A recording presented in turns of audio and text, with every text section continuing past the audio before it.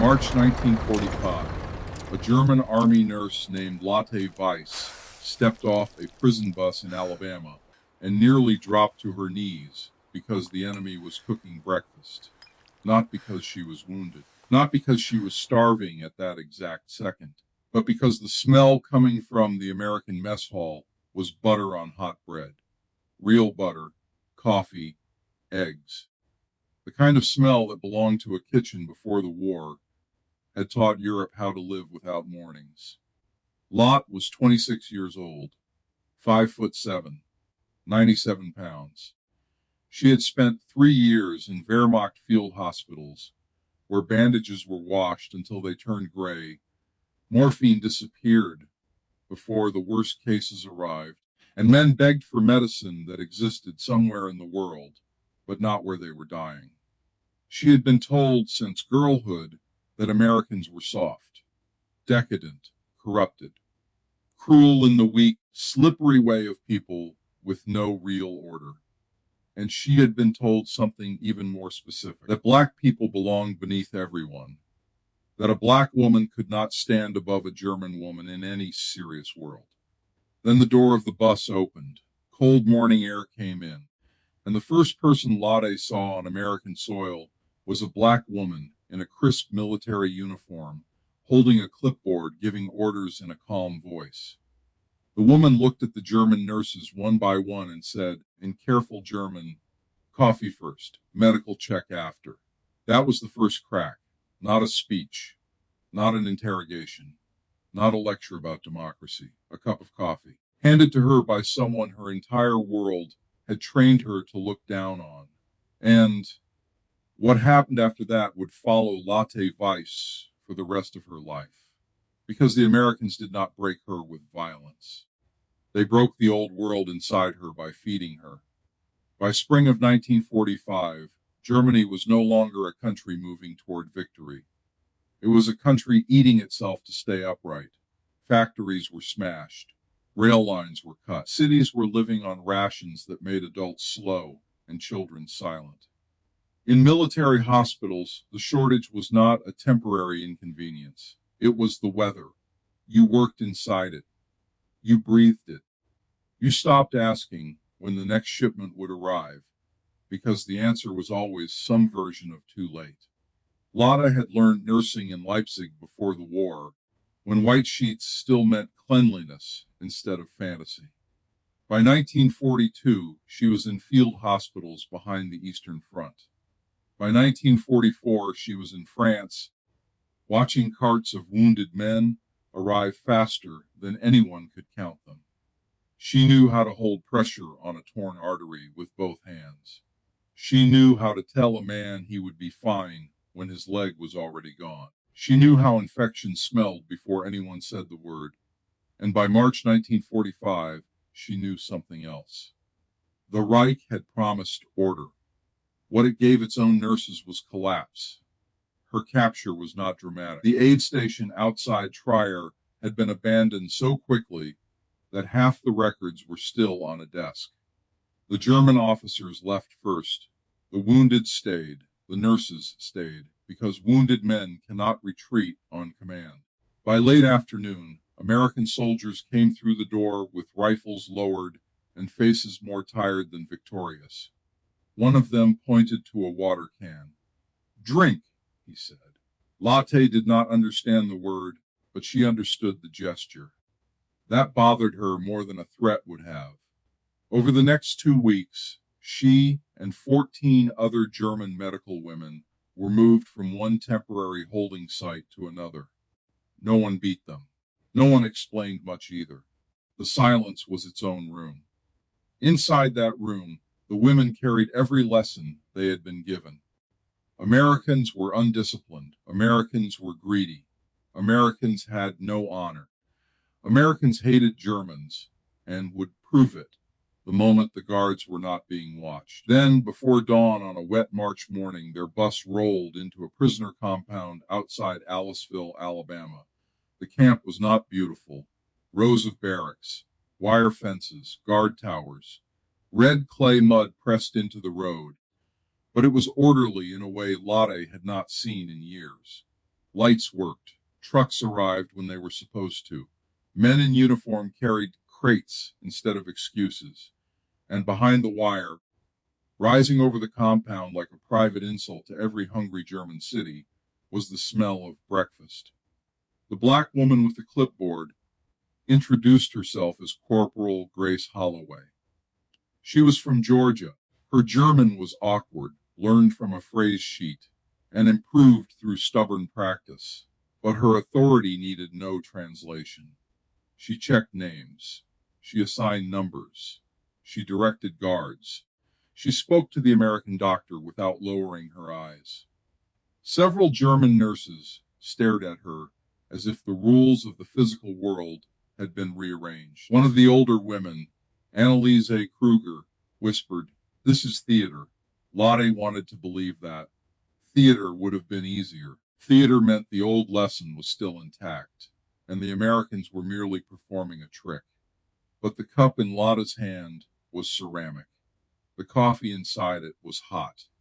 On the table beside the urn sat a bowl of sugar. Real sugar, not beet dust, not a substitute. Sugar. She took one sip and hated herself for closing her eyes. The medical examination came next. An American captain with silver hair weighed each woman and wrote the number down without comment until Lotte stepped onto the scale. The needle stopped at 97 pounds. He looked at the interpreter, then at Lotte, then back at the scale.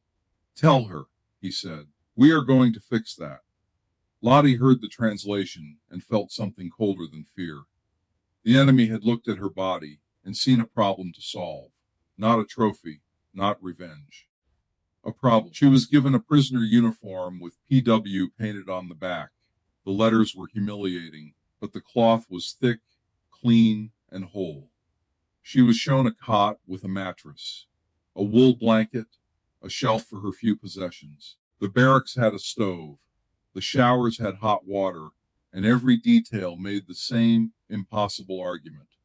You are a prisoner. You are still a person. At noon, the German nurses entered the mess hall. No one made speeches. No one photographed them. No officer stood nearby to turn the meal into propaganda.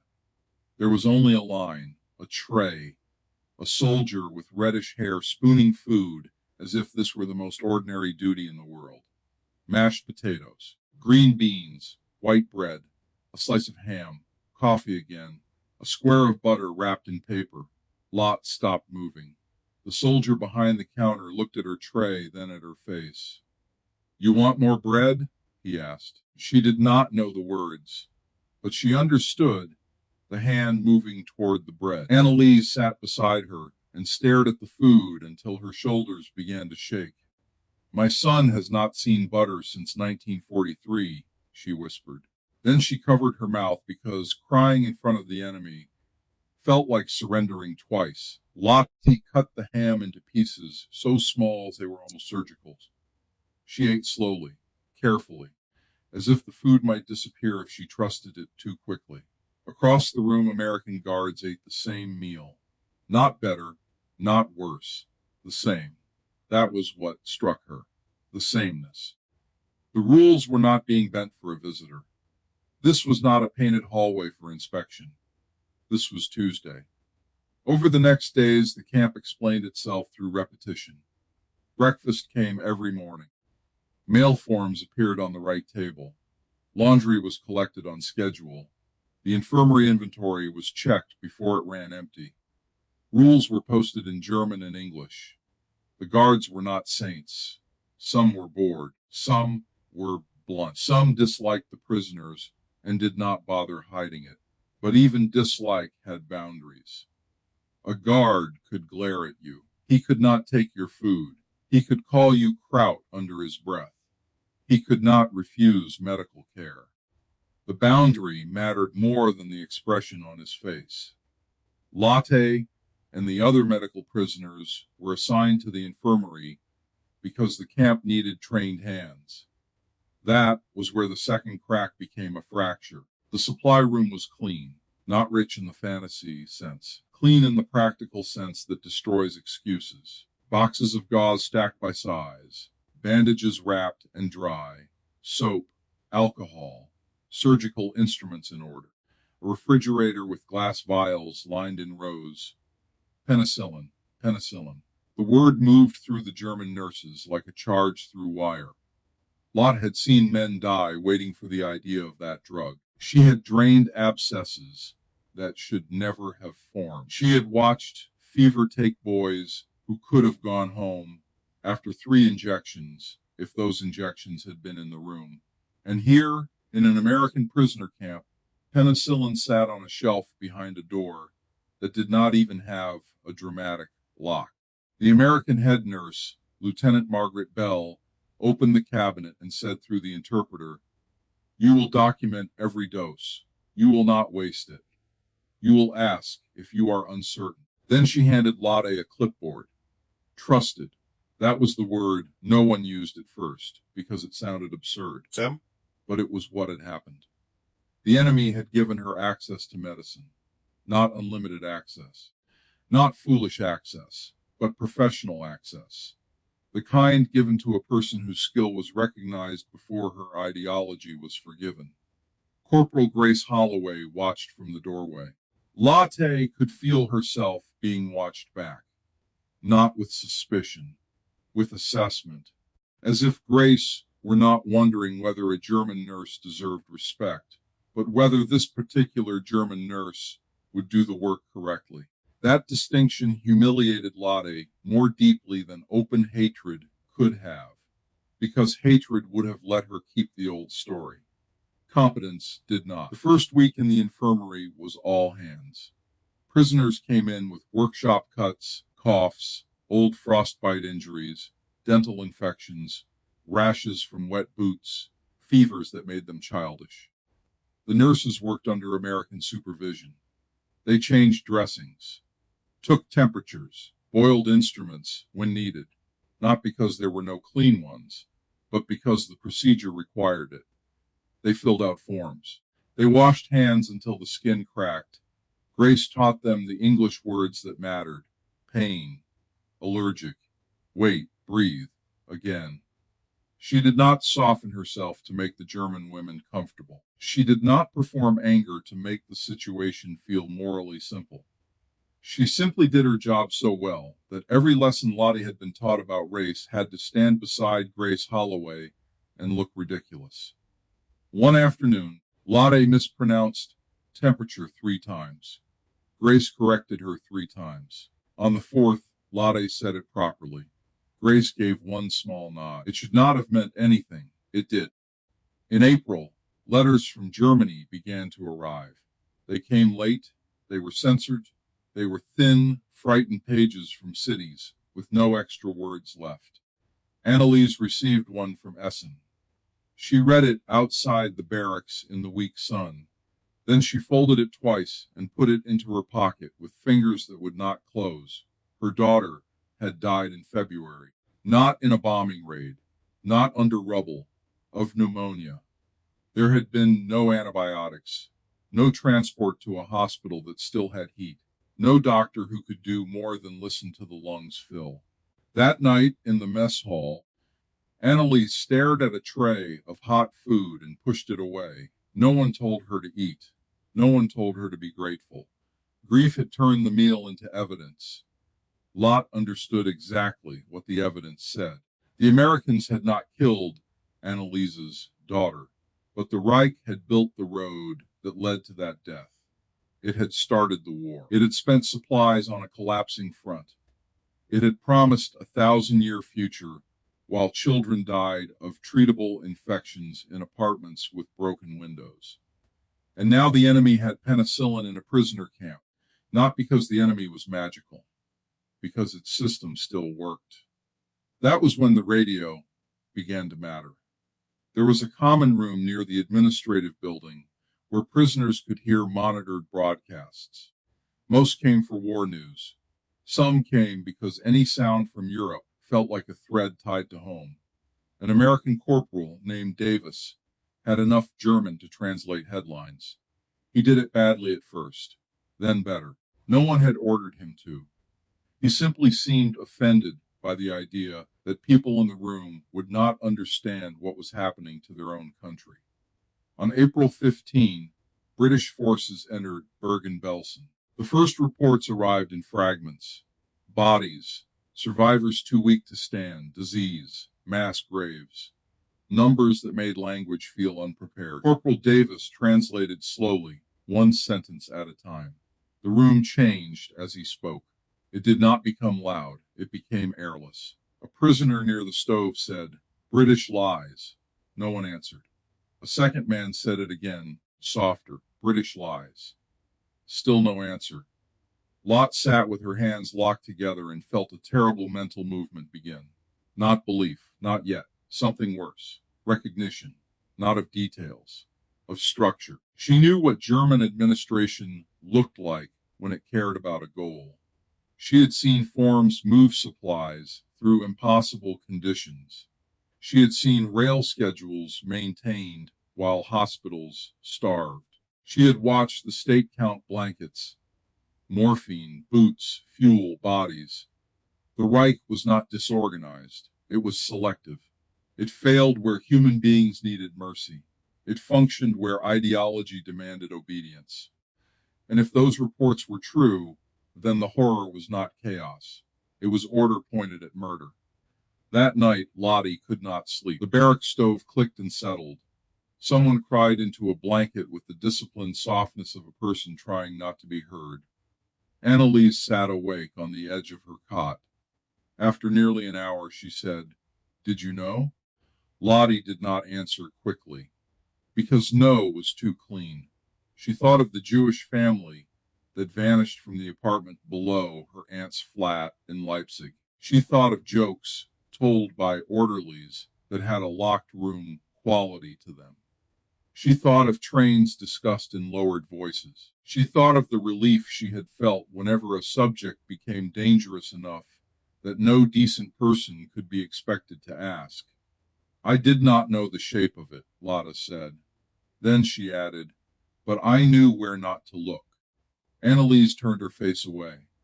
There are confessions that do not make a person innocent.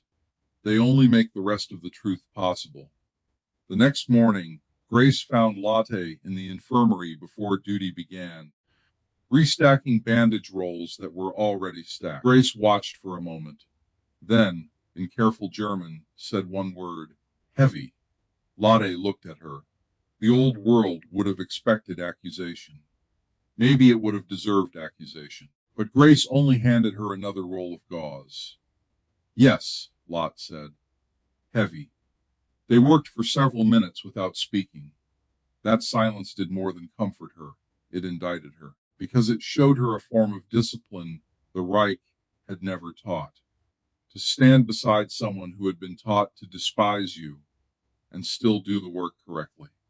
Germany surrendered on May 8, 1945. The announcement came through the camp radio at midday. Some prisoners cheered before they remembered what victory and defeat were supposed to mean. Some cursed, some wept. Some looked relieved and ashamed of the relief. Lotte walked outside and stood near the fence. Beyond the wire, Alabama fields rolled green under a warm sky. No craters, no burned apartment blocks, no streets turned into stone heaps. She had spent months inside a camp built for enemies, and it functioned better than the hospitals of the nation she had served. That was not a small comparison. It was the comparison. The Americans had not treated her well because she was good. They had not treated her well because Germans deserved special mercy. They had treated her according to a rule they had decided would apply before they knew her name. That was the part she could not escape. The rule came first. Her deserving came after, if it came at all. The Reich had taught the opposite. It taught that worth had categories. That law could shrink around some people and expand around others. That mercy was a privilege handed down from above. That humanity was conditional. Camp Aliceville, in its plain, boring, administrative way, argued back every morning at breakfast. A bowl, a tray, a medical form, a letter home. a dose measured because the patient needed it, not because the patient had earned moral approval. The argument was not poetic, it was operational. That made it harder to dismiss. By the time Lotte left the camp in the autumn of 1945, she had gained 28 pounds. Her hands no longer trembled when she lifted a water pitcher. Her hair had stopped falling out in clumps. She had written to her sister 3 times and received 1 reply from Dresden. The family apartment was gone. Her father was missing. Her mother was living with relatives outside the city. There was no room in the letter for politics, only losses. The repatriation ship crossed the Atlantic under a low gray sky. On deck, former prisoners argued about what American captivity had meant. One officer insisted the good treatment had been weakness. Another called it propaganda. A third said Americans could afford rules because their cities had not burned. Lotte listened until she could no longer bear the neatness of their explanations. If it was propaganda, she said, they performed it when no one was watching. The officer laughed. Women are sentimental. Lotte looked at him. No, she said. Women counted the medicine. That ended the conversation. When the ship reached Bremerhaven, the port looked less like a place than a wound with docks attached. From there, Lotte traveled toward Dresden in a train so crowded that people stood in the spaces between cars. The windows were dirty. The faces were thinner than memory allowed. Every station platform seemed to hold the same objects: bundles, buckets, children too quiet for their age, women carrying family histories in string-tied bags. Dresden was not merely damaged. It was absence arranged into streets, buildings open to the weather. Staircases climbed to rooms that no longer existed. The air carried brick dust, coal smoke, and the sourness of too many people living where infrastructure had died. Lotte found her sister Marta in a village outside the city. Marta was 29 and looked 40.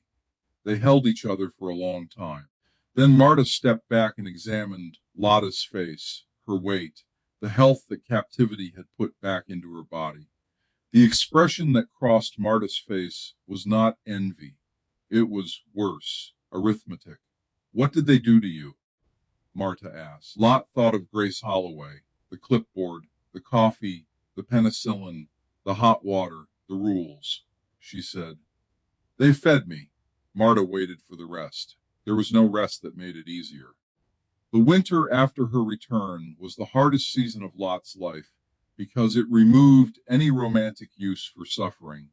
There was too much work, too many infections, too many old people with lungs weakened by cold rooms, too many children whose bodies had learned to save energy by not asking for anything. Lotte found nursing work in a temporary clinic built inside a half-standing school. The roof leaked in one corridor. The supply cabinet was a lesson in subtraction. A little iodine, some sulfa drugs, not enough clean sheets, never enough fuel. She did not complain to patients. She did not tell them that an American prison camp had better order. But every time she opened a drawer and found it empty, she understood scarcity differently, not as fate, as consequence. In 1946, she was interviewed during a denazification review by a British officer who expected what he usually got: evasion, self-pity, careful ignorance. Lotte gave him none of those things. She did not claim heroism. She did not claim she had secretly resisted. She said she had served. She said she had believed what made service easier. She said she had avoided questions because not asking had felt like cleanliness. The officer asked, when did that begin to change? Lotte answered without ornament. At an American prisoner camp in Alabama. He looked up. What happened there?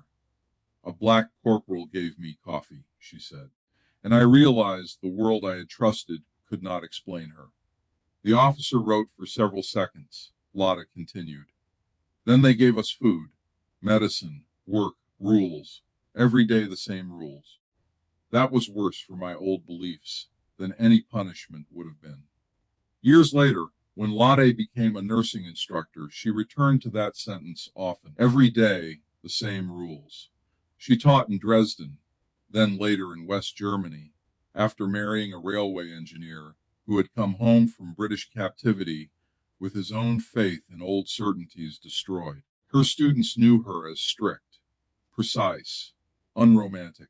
She corrected sloppy bandages with one raised eyebrow and could make an entire room sit straighter by closing a textbook too quietly. But every year, usually after the first month, when the students had stopped confusing nursing with clean uniforms and noble expressions, she told them about the camp. Not to praise America as innocent. She was too old and too honest for that. She knew by then that America carried its own failures, its own hypocrisies, its own cruel hierarchies. She did not turn one decent institution into a fairy tale about a nation. That would have been another kind of propaganda. She told the story for a narrower reason, a sharper one. She wanted them to understand that institutions become real at the point of contact, not in speeches, not on posters, not in laws recited during ceremonies, at the bed, at the counter, at the locked cabinet. At the moment a person with power decides whether the rule still applies to someone inconvenient. She would place a ceramic cup on the desk when she told it, a small white cup, plain, easy to ignore. Then she would say, "This is not a story about coffee." And the room would go still because students knew when Lotte Weiss was not being metaphorical. She would tell them about arriving under guard, about being hungry enough for the smell of butter to feel like an accusation, about Corporal Grace Holloway, a black woman in uniform, standing where the Reich had said she could not stand, about the food, about the penicillin, about the radio, about Bergen-Belsen, about the moment she understood that evil did not always look like disorder. Sometimes it looked like paperwork, doing exactly what it had been designed to do. Then she would look at the young nurses in front of her and say the line they remembered decades later. The most dangerous sentence in any hospital is, "That patient is different." Not because patients are never different. Of course they are. They are kind or cruel, grateful or impossible, guilty or innocent, important or forgotten. But the moment a nurse allows difference to decide whether the rule applies, the institution has found its door. And every terrible system in history begins by walking through a door that someone agreed to open. Lotte kept teaching for 21 years. She did not become famous. No statue was made for her. No great memoir carried her name into history classes. But hundreds of nurses heard the cup story before they touched patients on their own. Some rolled their eyes at first. Most stopped rolling them once they worked a night shift, with too many beds, not enough supplies, and one patient no one liked. That was when Lotte's lesson became practical. Dignity was not a feeling. It was a procedure under pressure. Near the end of her life, her granddaughter asked whether she still remembered the taste of that first coffee. Lotte was 81 by then. Her hands were bent with arthritis. Her voice had become thinner, but not softer. She thought for a long time. Then she said, "I remember that it was hot," a small answer. Then she added, "I remember that she did not have to be kind to me to do the right thing." That was the whole story. Not that kindness saved her, not that comfort erased guilt, not that one camp redeemed a war.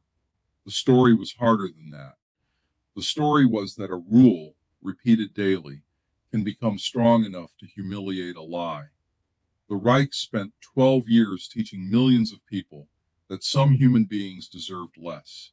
It built laws around that belief, trains around that belief, camps around that belief. And in the end, it produced ruins, graves, hunger, and a country full of people trying to pretend they had not known where not to look. In Alabama, on a wet morning in 1945, a prisoner stepped off a bus carrying those lessons in her bones. A black corporal handed her coffee. The camp fed her. The infirmary trusted her hands. The radio told her what her old world had done. And for the rest of her life, Lotte Weiss taught nurses that the test of a system is not how beautifully it describes human dignity. The test is whether dignity still arrives on schedule when the person waiting for it is your enemy. The cup was small. The rule behind it was not.